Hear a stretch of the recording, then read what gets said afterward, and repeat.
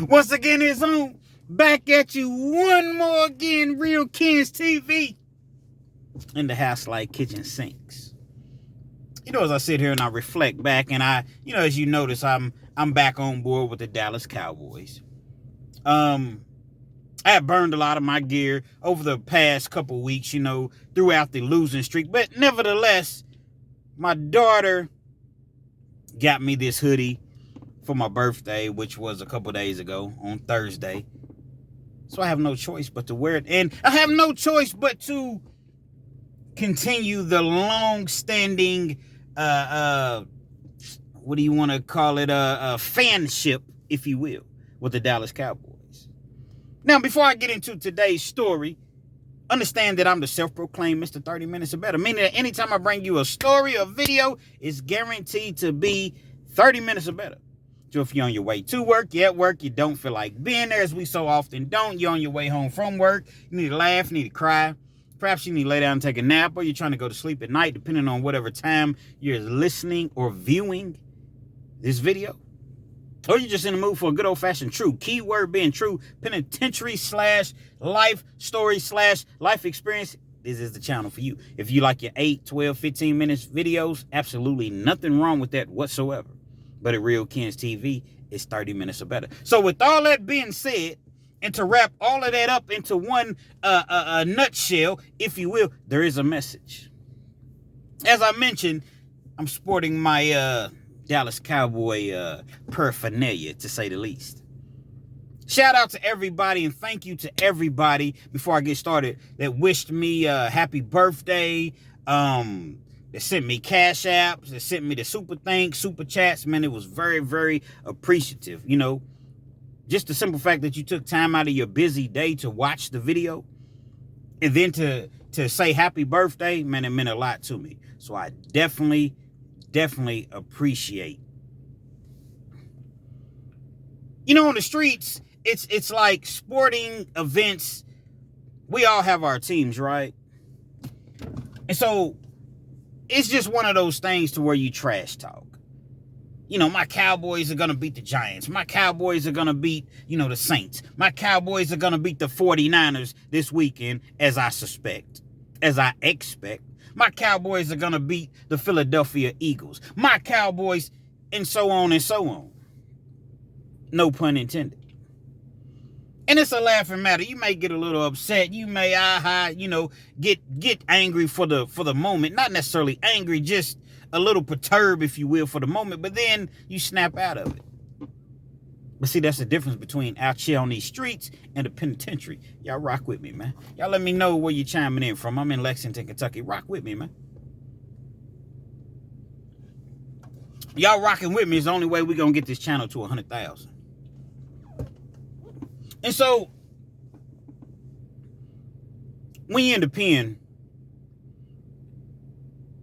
people take their sporting teams, their city that they're from, they take that very, very serious. And to be honest, you have certain individuals that's not even from that city, but they have a team that they really, really like and cherish and love. And oftentimes they take it way more serious. Now I'm going to paint the picture for you all, so I'm going to take you way back to the 80s. So let's rewind back to the 80s. I'm going to take you back to I want to say the early 90s. Not necessarily the 80s, early 90s. And I mentioned this on a prior video, so if you heard it before, just rock with me, man. Be patient. We go down to Eddyville. I'm a teenager. We go down to the Kentucky State Penitentiary, a.k.a. Eddyville, a.k.a. home of Fleece Johnson. Now, I can't say that Fleece Johnson was definitely there in 91, 92, but I suspect that he was. Kentucky's only maximum security prison. It was supposed to be somewhat of a scared straight program. We go down and see how the inmates live, and a couple of the inmates speak with us, and they put on a, not necessarily an act, but really they just encourage us from staying out of prison, while at the same time discouraging us from doing anything that would land us in prison. If that made any sense to you, I had to kind of loop that one. And so we went down there, and it was about a 3.5, 4 hour ride. I never will forget. It was a group of us, maybe about 10 to 12 of us, maybe 15. And we were in a youth group called the Seekers. We were young men, and we were seeking the better things in life, learning how to be men, to become men. So we get down to this prison, and we're walking around, and it's amazing. Now, when I say that it's amazing, being that all the inmates that was just on the yard and just lifting weights, and there was this one individual that jogged the entire time that we were there, never stopped running the loop, because they have like a track, call it the loop, but really it's a track, and he was just running the entire time, at least an hour and a half.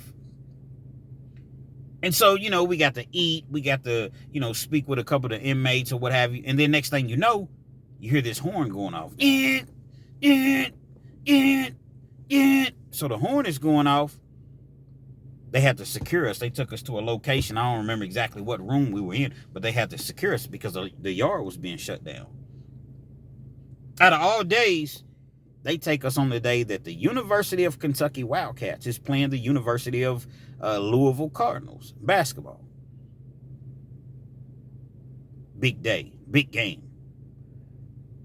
I don't remember who won. Probably, I don't know, because they used to go back and forth back then. So I can't even necessarily say probably the Wildcats, because I don't remember.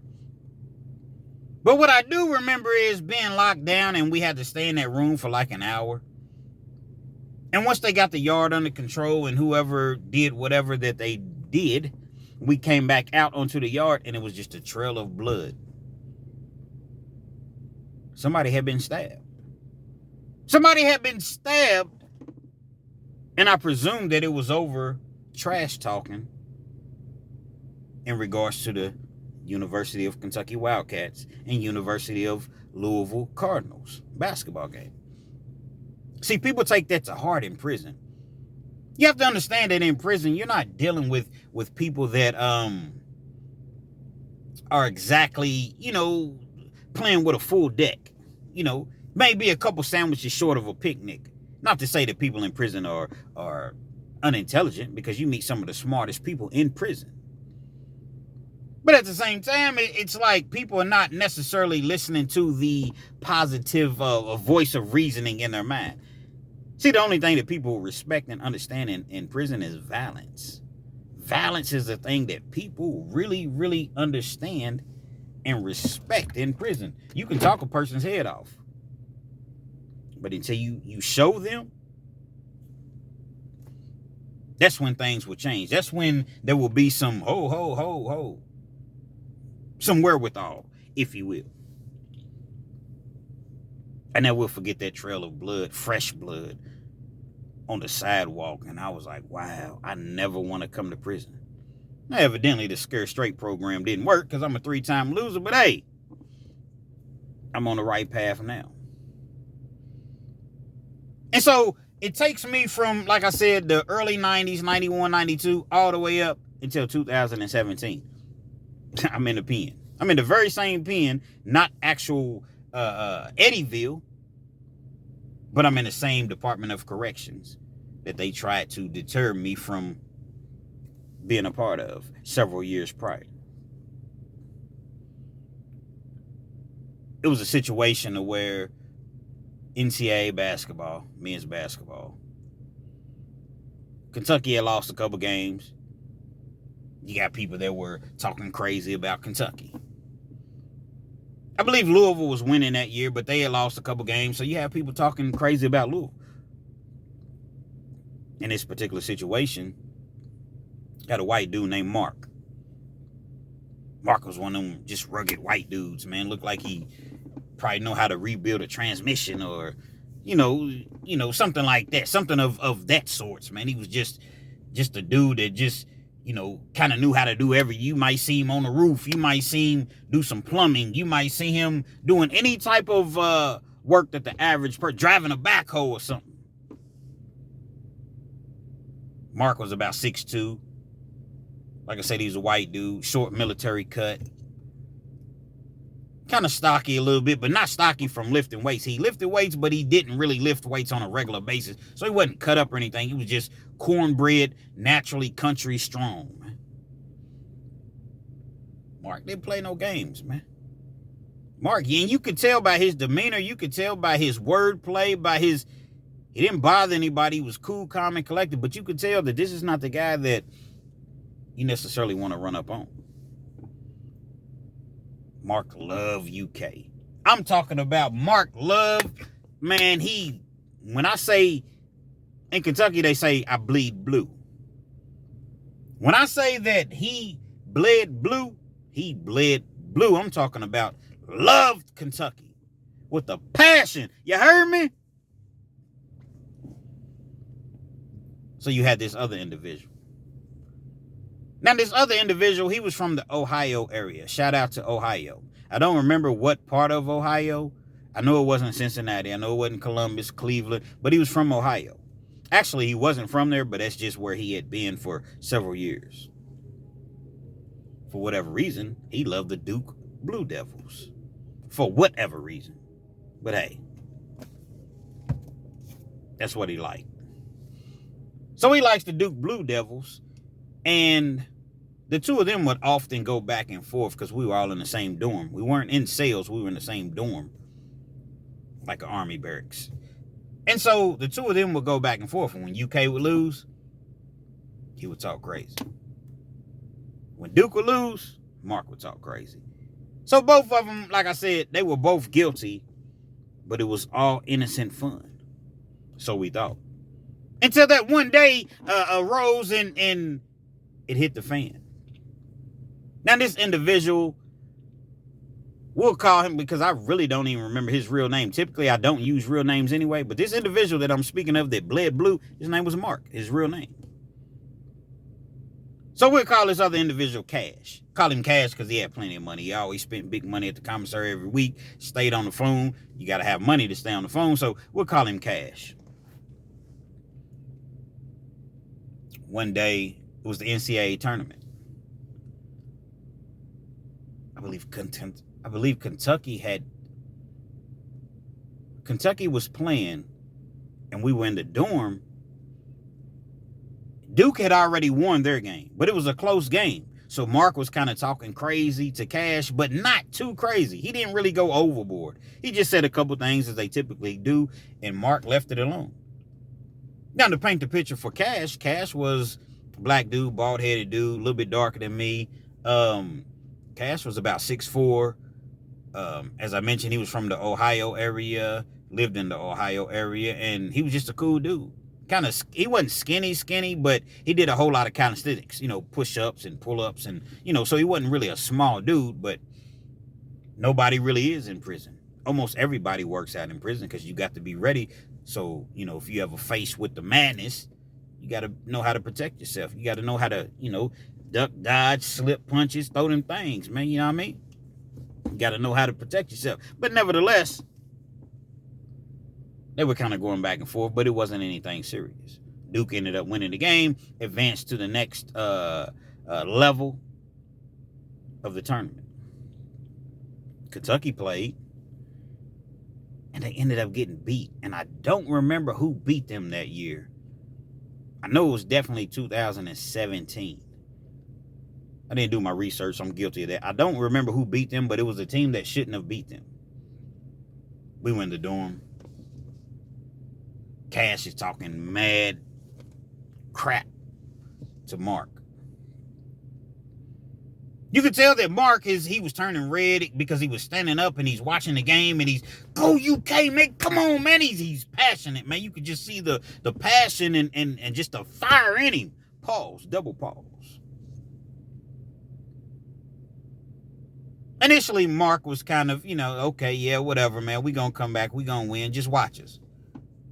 But as the game went on and it got deeper into the game, Mark became more and more irritated. He's irritated by the game, but at the same time, he has this Cash in his ear. I told you, man. UK ain't nothing, man. UK sucks, man. UK. Mark becomes quiet. He's not quiet in regards to the game, but he's no longer paying Cash any attention. The game comes down to the wire. Kentucky has an opportunity. Whatever happens. They lose the game. Mark is fit to be tied. He's madder than a dog in hubcap hackery. He tells Cash, hey, bro, chill out, man. What you mean chill out? Nah, UK sucks, man. Hey, man, just chill out, bro. Just chill out. I understand we lost. Y'all won, Duke won. Congratulations, chill out. Oh, now you want to tell me to chill out? We've been going back and forth all year long about UK and Duke. Kentucky sucks. They lost to a team they shouldn't have lost to. We advanced, and now you mad. Hey, brother, I'm going to tell you one more time, man. If you want to keep your fucking teeth, chill out.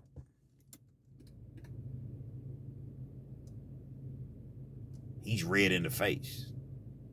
He's red in the face. And like I said, Cash wasn't no punk either. He's like, hold on, man, who you talking to, bro? You know what I'm saying? Mind you, once again, I know that it's already been said, we're in the penitentiary, man. Hold on, bro, who you talking to, man? I will beat your ass in here, Mark. You know, we cool, we joking back and forth, but you're not going to disrespect me. When a white dude gets upset, when you hear certain words out of a white dude's mouth, you know that it's probably time to kind of back down. Not necessarily back down, but back up, especially if you don't want to go there. If you want to go there, then by all means, go there. But when white dudes, fuck you, motherfucker. Fuck you, whore. And that's exactly what Mark said. Fuck you, whore. Got loud with it. COs ended up hearing it. Is everything okay? Everything cool? Yeah, everything's cool. They're still going at it, quietly. Yeah, Cash, yeah. You want to get loud. You want to let the COs know, man. Yeah, I'm going to beat your ass. I'm going to beat your ass, Mark. Yeah, you could tell Mark really, really wanted to get down right then and there. But there's an interesting twist to the story. See, Mark had already made parole. Actually, what it was a class that he was taking. And the class that he was taking, it had another, I want to say, week and a half. And once the class was complete, he was going to go home. So he had made parole upon completion of this class. All he had to do was finish the class. He's going home. Mark finds himself arguing with an individual over a basketball game. These people in these universities, these coaches are not going to send you a dime. They're not going to give you a drink of water if you're dying of thirst. But yet you ready to risk it all over a team. Not one player on this team knows you, but I understand the passion because I have passion for my Dallas Cowboys. But I'm not going to prison for them. But that's neither here nor there. Situation kind of dies down. They say a couple more words back, back and forth or what have you. But the situation dies down. Mark couldn't let that go. Mark felt as though he got punked out. I would imagine that Mark's immediate circle was telling him, hey, bro, chill out, man. You're going to go home, man. Let that go, man. It was just the emotions was running high that day. The game, your team lost, his team won. You all have kind of been talking, crap to each other all year long. He was just doing what he had always done. Let that go, man. Mark feel like, nah, man, I told him, let's, just let it go, bro. I'm upset. I'm emotional that my team is losing. Congratulations, your team won. Let it go, bro. Cash wouldn't let it go. In the weight pile one day, man. You got an indoor weight pile, you got an outdoor weight pile.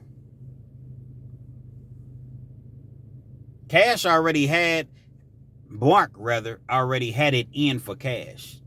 He got to get him, man. I'm gonna get him. I'm gonna split this dude's wig, man. Y'all rock with me one more time, man. I don't know, maybe a couple more times, man. Rock with me.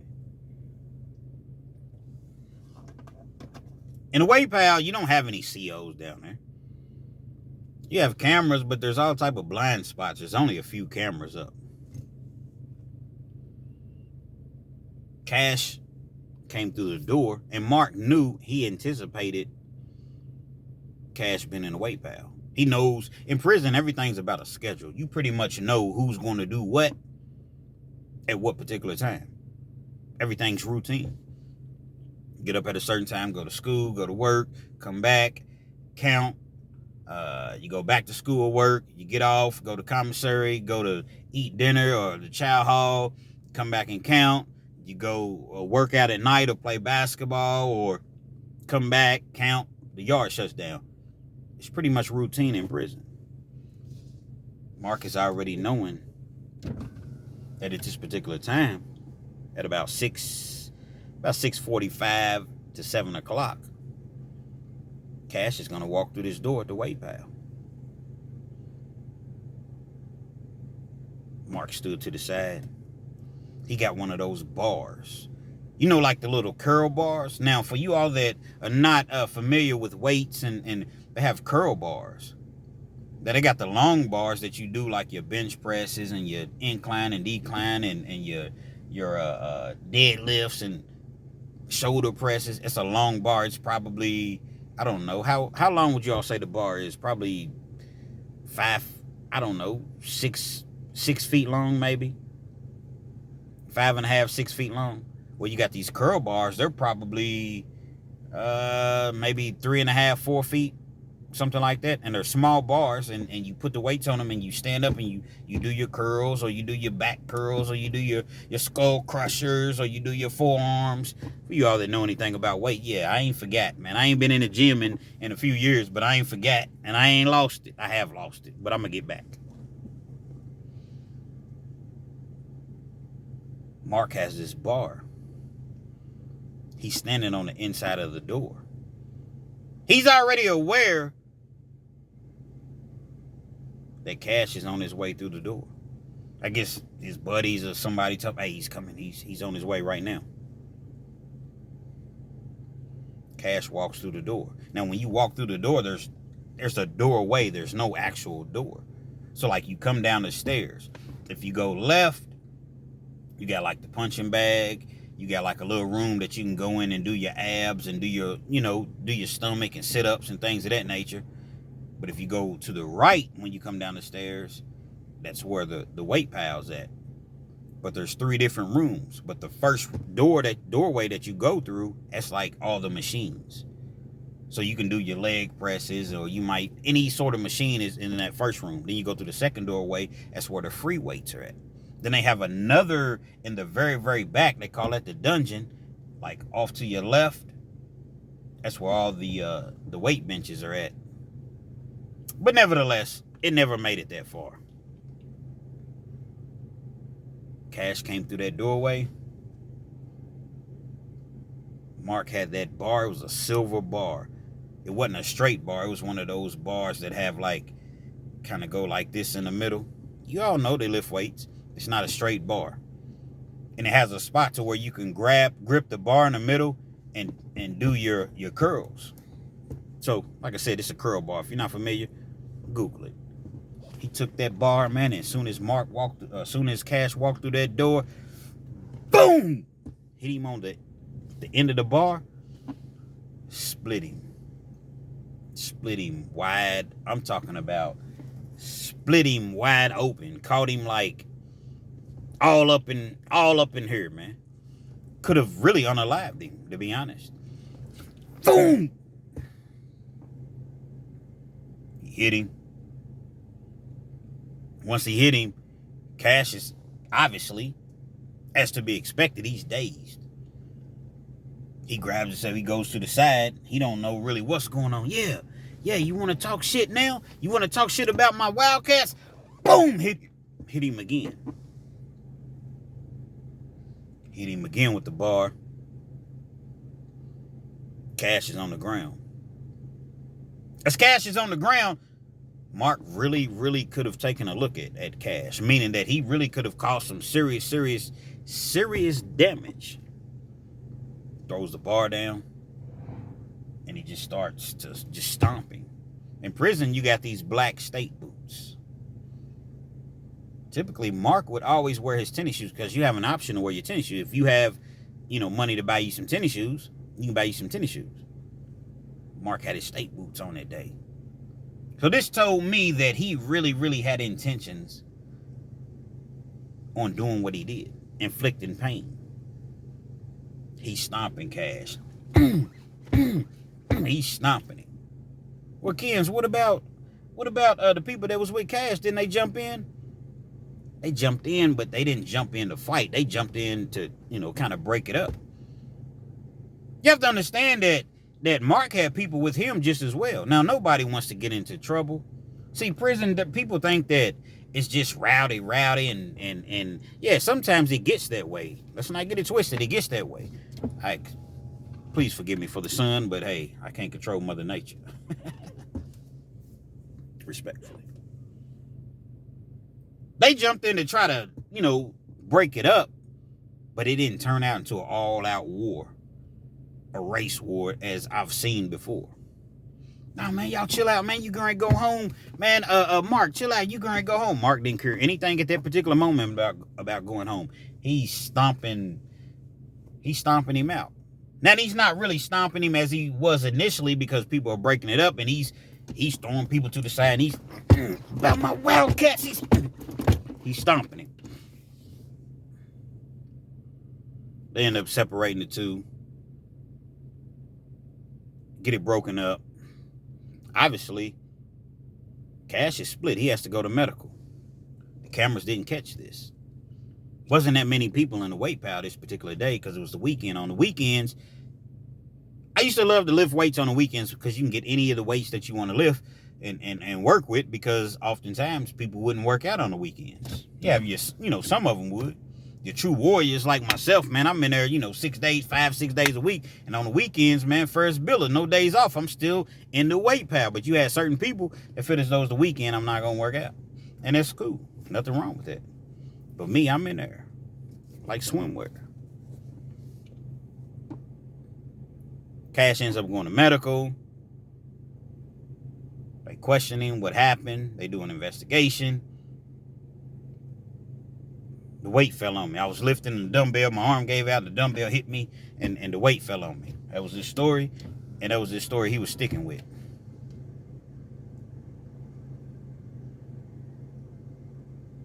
Mark ended up, he's sweating bullets, man. Because at any given time, he felt as though the people's going to come for me, man. Now, I done just tricked off my whole parole, man. Why did I do that? After all, we're still in the same dorm.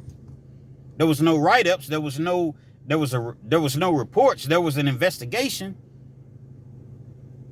So therefore, everybody's still in the same dorm. Cash goes to medical. He comes back late on that day. He doesn't say anything to Mark. Mark doesn't say anything to him. About a week and a half later, Mark goes home. He completes his class and he goes home, man. When he goes home, Mark had money just as well, man. And he leaves all of his stuff for Cash. Well, Cash already had money. He didn't really need that stuff. But I guess it was a sign of respect for saying, hey, bro, I know that we went through what we went through, but I really genuinely appreciate you not telling on me, man. And not only did he leave his stuff, he ended up sending some money back in to Cash. Mark dodged a major bullet. Just think, if he got caught on camera, even though the cameras didn't catch it, but just think if somebody said something, somebody told. See, in prison, you got inmates and you have convicts.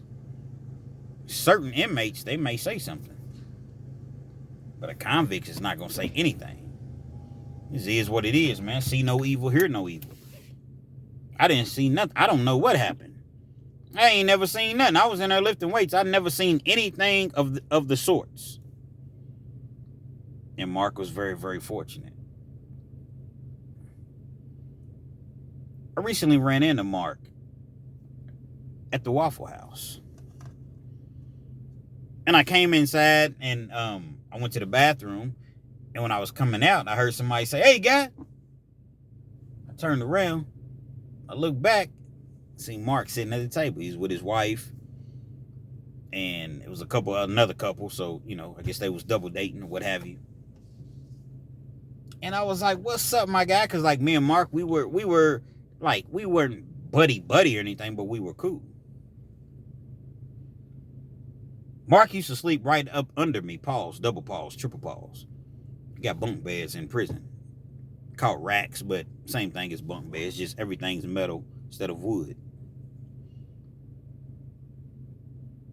Me and Mark would often get into it because he had the worst gas ever, man. I'm talking about, man, this guy would let gas, and it would be like, come on, bro. Like, seriously, man. And it's not that he would just let gas 1 or 2 times. Once it was up, it was stuck. Once he let him go, he couldn't call him back, and he would just go all night. You'd be like, come on, man. You put the covers over your face, the pillows, like, come on, man. Him and I would have words oftentimes about that. We sit there in the Waffle House and we talk for about 5 minutes or so. And it never came up as far as the incident because there was no reason to bring it up. I was there. He was there. He knows what happened. He knows that I know what happened. But the point of this video is this. When you're talking about individuals, it might not necessarily be an individual's favorite team. It could just be anything. Understand that we're not all playing with the same deck of cards. The things that make us upset and the things that we would overlook doesn't necessarily mean that this person is going to feel the same way. You're in traffic and somebody cuts you off or doesn't let you out or goes in front of you, you know, and whatever the case may be, and you flip them off, and people are crazy out here in these streets, man. People become unalived in the most simplest of things, such as traffic. What do you want to call it? I was going to say traffic violations, but traffic, you know, when you get into it with somebody in traffic, when you have words with somebody in traffic, road rage. While you're just thinking, fuck you, motherfucker. You don't know what's on their mind. They'll pull that thing out, man, and take your whole life, man, over the smallest and simplest of things. Things that's not a big deal, learn to let it go. Learn to just smile. My man. Even if you're upset, if you're not really ready to go all the way there, which most people are not, let it go, man, because you got some people out here that really have some things going on in their lives, and I'm not making it an excuse for them, because there's a lot of things that people do and it's totally unnecessary, it's uncalled for. But you just never know where a person's mind space is at, man. That's why you don't play games in prison. You go to prison, man, you may be joking because people have good days and they have bad days. You may be joking with an individual on Friday and y'all joking all day long. I've seen it. Joking all day long. Laughing, mama jokes and this and that. But then Saturday, one of those individuals, he wakes up on the wrong side of the bed. He wakes up and he's not in the best of moods. Or perhaps his people didn't show up on visit as he anticipated.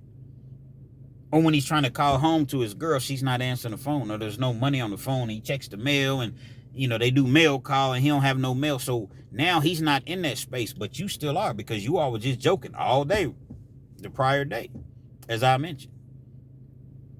You want to joke and play, this person's not playing. Sometimes they'll warn you, sometimes they won't. Hey, bro, I'm not playing today, man. I don't play every day. Oh, she don't want to play. You hear that a lot in prison, Kentucky prisons. You know, people joking and she got an attitude today. Good your visit didn't show up. Hey, bro, let it go, man. I'm keep playing, keep saying stuff. Next thing you know, Code 7, man. Code 7 means, you know, get medical and police here immediately. Not immediately, immediately. Now, let me remind that. Code 7 means get the correctional officers here and medical here.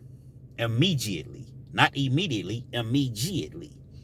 See, I said police at first, and sometimes the police, state police, do end up coming. Code 7s ain't no joke. Different states have different terminology. Rock with me. Prison ain't no joke, and it ain't no fun house. It ain't no place. Yeah, you got people that joke. You got people that have fun and talk about each other and laugh,